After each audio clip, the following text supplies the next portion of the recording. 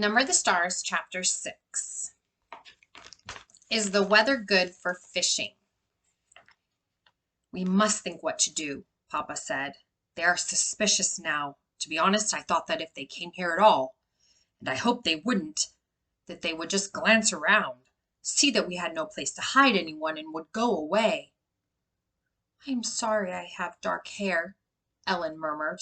It made them suspicious. Mama reached over quickly and took Ellen's hand. You have beautiful hair, Ellen, just like your mama's, she said. Don't ever be sorry for that. Weren't we lucky that Papa thought so quickly and found the pictures? And weren't we lucky that Lise had dark hair when she was a baby? It turned blonde later on, when she was 2 or so. In between, Papa added, she was bald for a while. Ellen and Anne-Marie both smiled tentatively.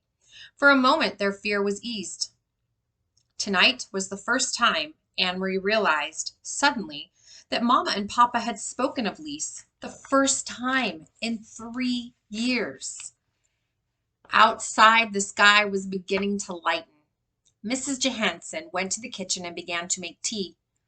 I've never been up so early before, Anne-Marie said. Ellen and I will probably fall asleep in school today. Papa rubbed his chin for a moment, thinking.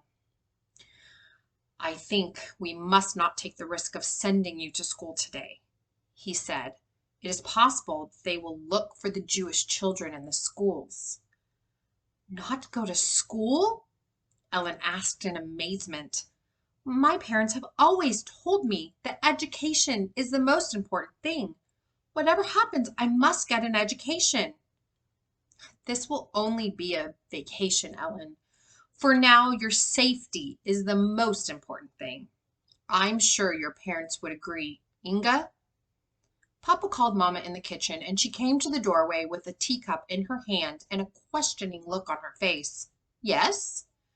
We must take the girls to Henrik's. You remember what Peter told us?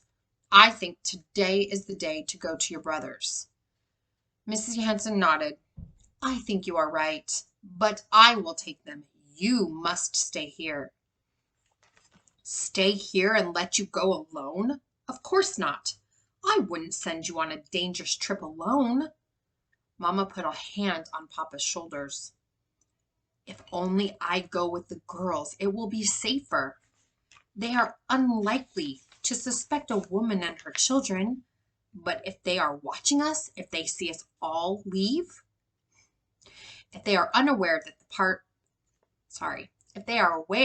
the apartment is empty, that you don't go to your office this morning, then they will know.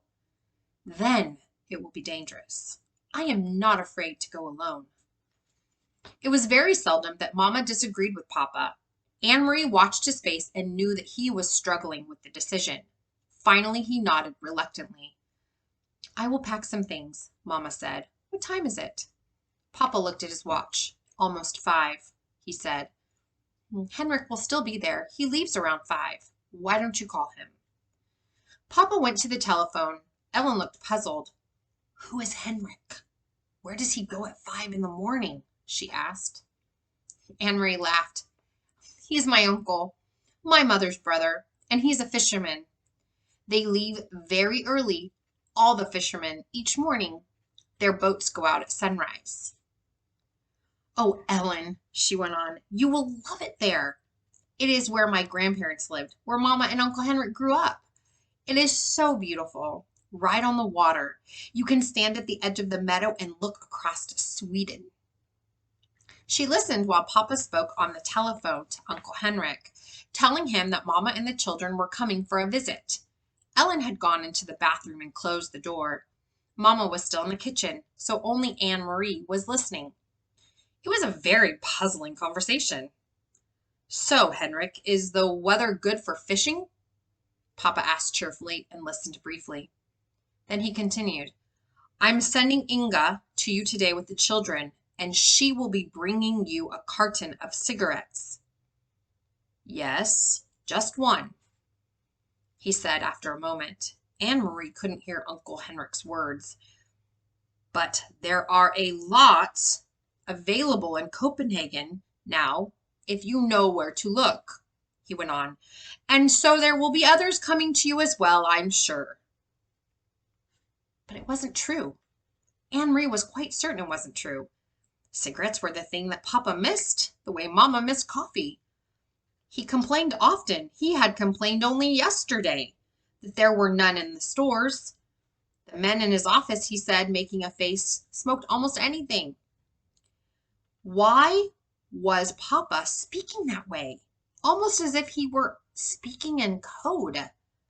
What was Mama really taking to Uncle Henrik? Then she knew. It was Ellen. The train ride north along the Danish coast was very beautiful. Again and again they could see the sea from the windows. Anne Marie had made this trip often to visit her grandparents when they were alive, and later after they were gone, to see the cheerful, sun-tanned, unmarried uncle whom she loved.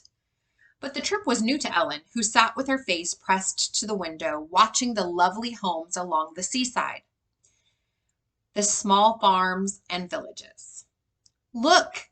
Anne Marie exclaimed, and pointed to the opposite side. "It's Klampenborg and the deer park. Oh, I wish we could stop here, just for a little while." Mama shook her head. "Not today," she said. The train did stop at the small Klampenborg station, but none of the passengers got off. "Have you ever been there, Ellen?" Mama asked, but Ellen said no. "Well, someday you will go. Someday you will walk through the park and you will see hundreds of deer, tame and free." Kirsty wiggled to her knees and peered through the window. "I don't see any deer," she complained. "They are there, I'm sure," Mama told her. "They're hiding in the trees." The train started again. The door at the end of their car opened and 2 German soldiers appeared. Anne Marie tensed. Not here on the trains too? They were everywhere. Together the soldiers strolled through the car, glancing at passengers, stopping here and there to ask a question. One of them had something stuck in his teeth. He probed with his tongue and distorted his own face. Anne Marie watched with a kind of frightening fascination as the pair approached. One of the soldiers looked down with a bored expression on his face. "Where are you going?" he asked. "Gilles," Mama replied calmly. "My brother lives there. We are going to visit him." The soldier turned away and Anne Marie relaxed. Then, without warning, he turned back. "Are you visiting your brother for New Year?" he asked suddenly. Mama stared at him with a puzzling look. "New Year?" she asked. "It's only October." "And guess what?" Kirsty exclaimed suddenly in a loud voice, looking at the soldier. Anne Marie's heart sank and she looked at her mother. Mama's eyes were frightened. "Shh, Kirsty," Mama said. "Don't chatter so." But Kirsty paid no attention to Mama, as usual. She looked cheerfully at the soldier, and Anne Marie knew what she was about to say. "This is our friend Ellen, and it's her New Year." But she didn't. Instead, Kirsty pointed at her feet.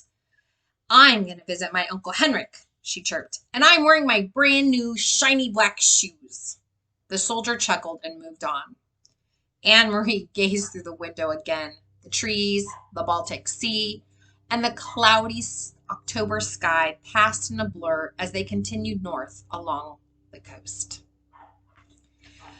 "Smell the air," Mama said when they stepped off the train and made their way to the narrow street. "Isn't it lovely and fresh? It always brings back memories for me." The air was breezy and cool and carried the sharp, not unpleasant smell of salt and fish. High against the pale clouds, seagulls soared and cried out as if they were mourning. Mama looked at her watch. "I wonder if Henrik will be back yet, but it doesn't matter. The house is always unlocked. Come on, girls, we'll walk. It isn't far, just a little under 2 miles. And it's a nice day. We'll take the path through the woods instead of the road. It's a little longer, but it's so pretty." "Didn't you love the castle that we went through, Ellen?" Kirsty asked. She had been talking about Kronborg Castle ever since they had seen it. sprawling, massive, and ancient beside the sea. From the train, I wish we could have stopped to visit the castle. Kings live there, and queens. Anne Marie sighed in exasperation with her little sister. They do not, she said. They did in the old days, but there aren't any kings there now. Denmark has one king anyway, and he lives in Copenhagen. But Kirsty had pranced away, skipping along the sidewalk. Kings and queens, she sang happily. Kings and queens. Mama shrugged and smiled. Let her dream, Anne Marie. I did the same when I was her age. She turned, leading the way along a tiny, twisting street, heading toward the outskirts of the village.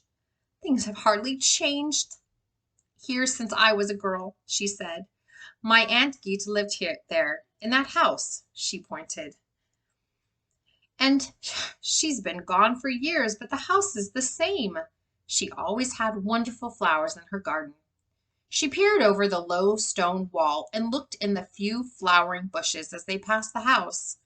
Maybe they still do, but it's the wrong time of year. There are just those few chrysanthemums left.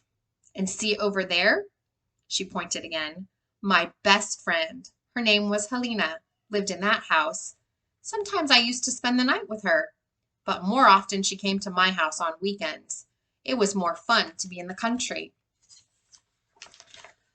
My brother Henrik always teased us, though, she continued with a chuckle. He told us ghost stories and scared us half to death. The sidewalk ended and Mama turned onto a dirt path bordered by trees. When I walked each morning into town for school, she said, my dog followed me this far. At the end of the path, he turned and went back home. I guess he was a country dog and didn't like town. And do you know what? She said, she went on smiling. I had named him Trofast, faithful. And it was just the right name for him because what a faithful dog he was. Every afternoon he was always right here waiting for me to return. He knew the right time somehow. Sometimes, as I come around this bend even today, I feel as if I might come along Trofast, waiting still with his tail wagging. But the path was empty today. No people, no faithful dogs. Mama shifted the bag she was carrying from one hand to the other, and they walked on through the woods until the path opened to a meadow dotted with cows. Here the path skirted the edge of the field along a fence, and beyond it they could see the gray sea ruffled by wind. The breeze moved the high grass. At the end of the pasture, they entered the woods again, and Anne Marie knew they would soon be there. Uncle Henrik's house was in a clearing beyond these woods. Do you mind if I run ahead? She asked suddenly. I want to be the first to see the house. Go on, Mama told her. Run ahead and tell the house we've come home. Then she put her arm around Ellen's shoulders and added, say, we brought a friend. It's chapter 6, Number the Stars.